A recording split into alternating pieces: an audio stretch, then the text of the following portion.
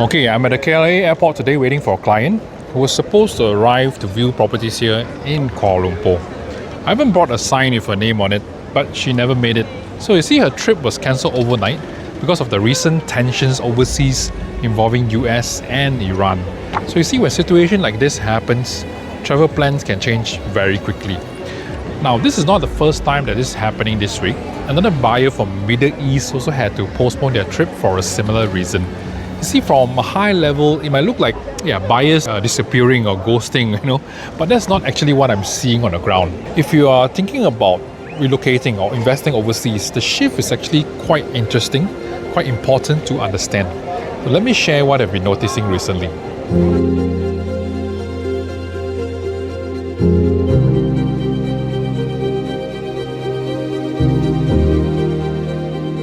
Now, even today, I'm still here at the airport waiting because in the afternoon, there'll be another client arriving later to view properties around Bangsa and Damansara Heights. So my dear friends, you see the interest is still there.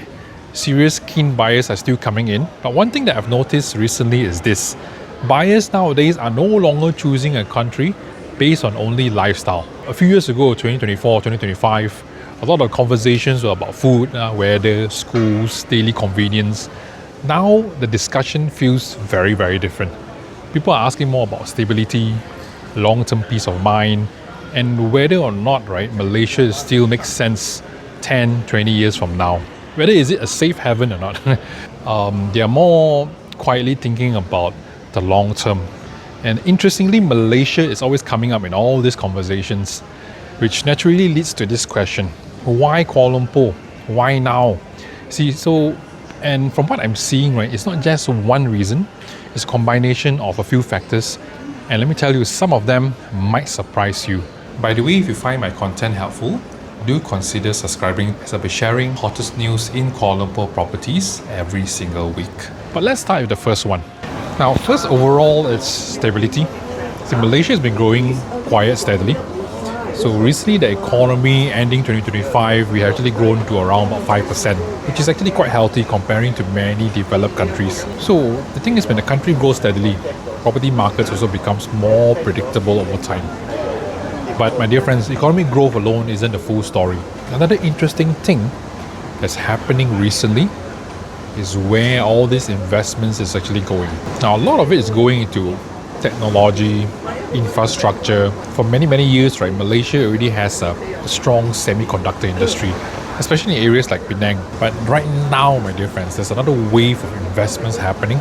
I'm talking about data centers and digital infrastructures. You see, major global technology companies are already building facilities here. Last year alone, more than 100 billion has been invested in data center investment. Microsoft alone also announced, not million, we're talking about 10 billion US dollar in data center investment. And of course, companies like Google, Amazon, Nvidia are also expanding their presence here as well. Now, what does this mean actually? I know it sounds sexy and all, like AI, like cloud, Nvidia. But when global companies expand their presence, they are looking at long term. All these projects are all long term based, So companies like that, at that kind of size, they don't invest in the country when they are not confident that it will be stable in the long run. So this should give you as an investor a certain level of confidence. So one other factor where a lot of buyers usually mention is Malaysia's global positioning. So whether it's the East or West, US, China, Europe, or even the Middle East, Malaysia trades with everyone. So compared to some regions, Malaysia is seen as very balanced and less exposed to all these geopolitical tensions. And this is something that very interesting because this is what my overseas client actually told this to me. Not like the main reason, but part of the decision-making process, part of the overall picture. And my dear friends, after stability, buyers will also look at value, my dear friends. So value is where KL really stands out. Comparing to international cities, properties here are relatively very affordable. For just like US 250,000, you can really buy properties in very established areas already, where a lot of expats actually live there. For just like 700, 800 US dollar per square feet, you can even buy premium residence as well, even branded residence as well, which is actually very reasonable when compared to our neighbour Singapore, some bigger cities like Hong Kong, where it will cost 3 to 4 times the amount as well. Now, value alone is not enough. Ownership security also matters a lot. And this is why a lot of buyers actually feel comfortable coming here, buying a property here. Do you know that foreigners can actually buy freehold properties and even landed properties as well? Now, the legal process is actually very transparent, very structured. Everything will go through your lawyers and process is quite transparent, I would say. So this gives you clarity, which I find is very, very important. There is also the practical side of living here as well. The lifestyle here is very much cheaper. When you're talking about comparing to Singapore, London, Hong Kong, you can live for like 40, 50% or even 60% lower than other countries, which makes long-term relocation much more enjoyable, much more practical and more realistic. Yeah. And last but not least, my dear friends, the thing that connects what's happening today is connectivity. See, Kuala Lumpur, now we're in the airport itself, is a very well-connected city. We can go to other major Asian cities like Manila, Jakarta, Singapore, in only a few hours away. And long-haul flights to the States, Middle East, Europe are also widely available. So you can still travel easily for work, family, business, leisure.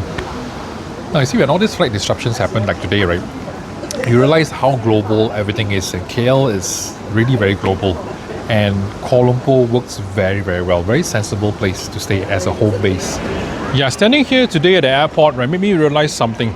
A cancelled flight does not mean cancelled plans. See, a lot of serious buyers are still moving forward. They're just more careful, more cautious. And right now, Kuala Lumpur is one of those places that keeps making sense and keeps coming up in all these conversations. And you know what? That's the real story behind what's happening. And if you want to know more about what kind of suburbs to stay in Kuala Lumpur, right, you can check out this link over here. All right, there'll be a video on that, right, if you want to know more. And check out the link in the description. Yep. See, my dear friends, I'm actually curious to hear your perspective. If you're planning to move overseas or invest overseas, right, has all these recent global events affected your plans? And if Kuala Lumpur is in your list, right, what are you still unsure about, or do you have any concerns or challenges? Let me know in the comments. I'd love to hear your thoughts. I will see you in the next video. Bye bye.